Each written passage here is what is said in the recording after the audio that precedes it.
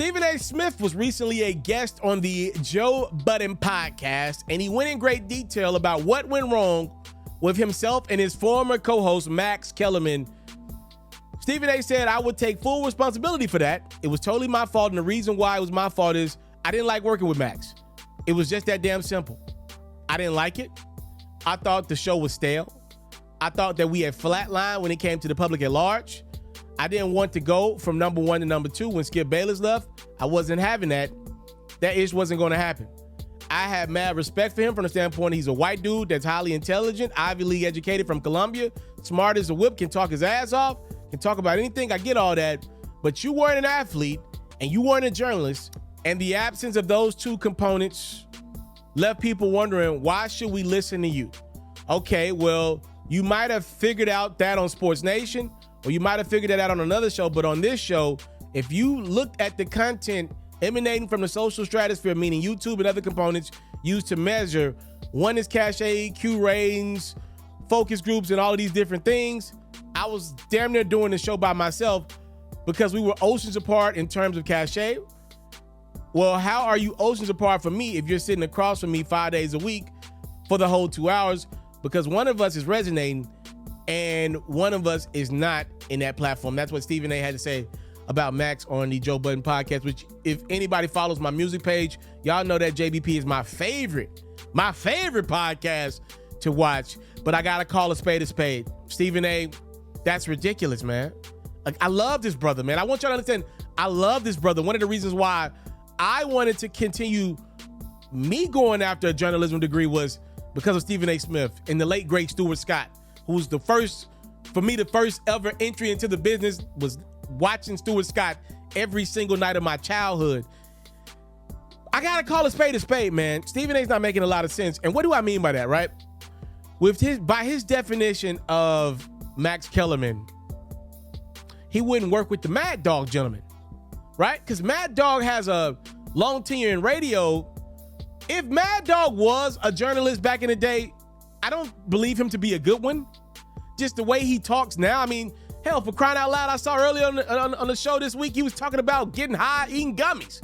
That ain't journalism integrity. And I can argue this, as much as I love the Joe Budden podcast, you just did Cam and Mace's It Is What It Is. That's entertaining as hell. You did JBP. Stephen A., I know you're giving live to other outlets, but that doesn't really make sense. How can you be comfortable giving other outlets the brush and the lob, but you weren't cool with working in front of that? That doesn't make sense to me. It doesn't make a lot of sense to me. And can we tell it how it is in regards to what went wrong with Stephen A. and Max? The reality is Stephen A. worked with Skip Bayless. And as I've told y'all before, I'll tell y'all again, Stephen A. Smith's entire brand was built off Skip Bayless' brand. I can argue potentially the same thing for Shannon Sharp. Only time will tell. I actually think Shannon Sharp has a couple more layers in his package, though. We'll see. I know he's doing the podcast with Chad Ochocinco, and then obviously he's working on First Take a couple days a week as well. We'll talk about Shannon and Stephen A. in the next segment in greater detail. But for now, Max and Stephen A. didn't work because Max wasn't playing the Skip Bayless brand. If we're going to be honest, a lot of Skip Bayless's takes are ridiculous, right? He's trying to sell you on ridiculousness. And I'm not talking about, look, everybody has the right to their own opinion. In my opinion, some of Skip Bayless's takes are just for television. Period. That's what I've always believed.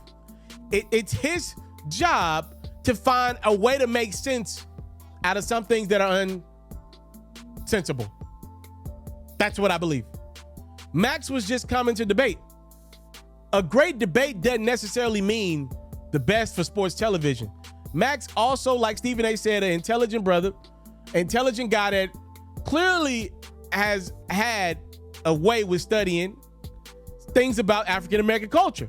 When Stephen A. and Max were debating these issues that were very much so prevalent in their time together as host on First Take, especially when it was about black-related issues, oftentimes, Max was taking a side further than Stephen A. on black issues. I actually understand what Stephen A. meant by this. I don't think he's did a great job of explaining himself, but it used to bother him. I promise y'all, I'm telling y'all something I know, not what I think. It used to bother him that Max would take the side closer to how a large group of African Americans feel on social issues, right?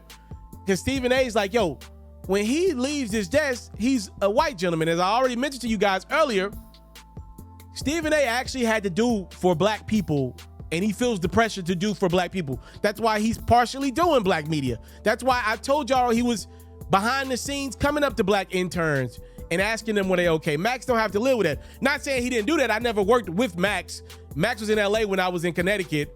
He was doing Sports Nation. I've never met Max in my life, but I don't think he has that pressure that Stephen A has. And that's what was bothering Stephen A, because Max was able to take sides closer to the black community, but Stephen A was actually black and had to live that world outside of just that debate desk. Max was outsmarting Stephen A. If we're being honest, he was out debating Stephen A. And Stephen A's, like I said, his brand was pretty much made off the back of Skip Bayless. If we're being completely honest, his brand was to counter Skip. Shannon, you can say the same thing. Give Skip Bayless credit for this. He helped create two of the biggest entities in sports television as we know it in Stephen A and Shannon. Give him credit for that. I think it's a wake-up call for Stephen A to realize, man, I'm not going to work with Skip forever. And over the last few years, I feel like he's been trying to put it together. I wasn't the biggest fan of listening to Max versus Stephen A on television.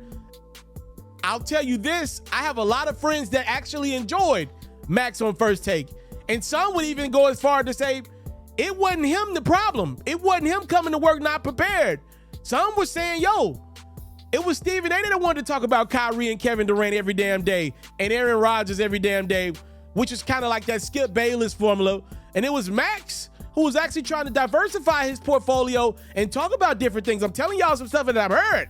I'm being honest with y'all right now. So there's that to it.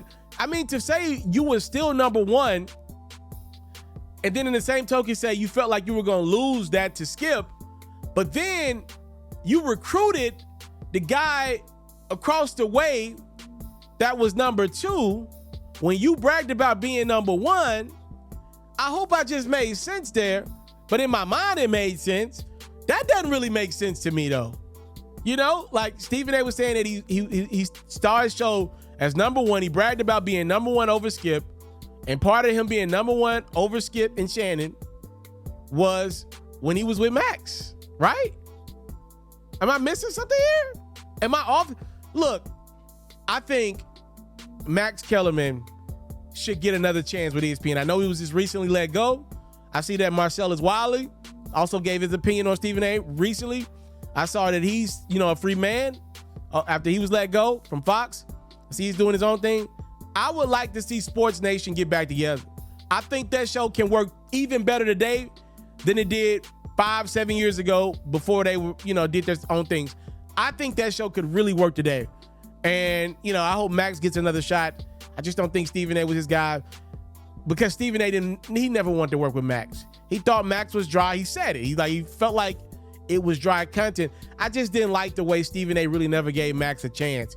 He just didn't care for Max the person. If I'm being honest, which I strive to be on this platform, I am a black man, and every chance I get, I'm gonna take the side of black people when I feel like we're not being justified or rightfully represented in situations. This is actually one of the opposite ones. When I tell y'all straight up and down, as much as I love Stephen A, let's be real. If somebody white was doing what Stephen A did, if somebody flatly said, yo, I know that you're a black intelligent guy, but I don't want to work with you. You're Ivy League intelligent. I understand that, but you ain't a journalist. You ain't a former athlete. I don't want to work with you. We'll be calling for their job right now if they said the same thing. But because Stephen A is one of the most powerful entities at ESPN, he's popping it right now. He can do what he wants. And one of the things he wanted was to not work with Max Kellerman, and he no longer works with Max Kellerman. I want to salute you, homie, for building your own thing and doing your own thing. Why build theirs when I believe I can build my own? You've already done it, or I wouldn't be here. I'm already the only elite sports and music journalist in the game today. My goal is simple, to be the best there's ever been. So, please don't go. Make sure you subscribe and follow the journey. It truly means everything to me. I tell stories. I talk music. I cover sports.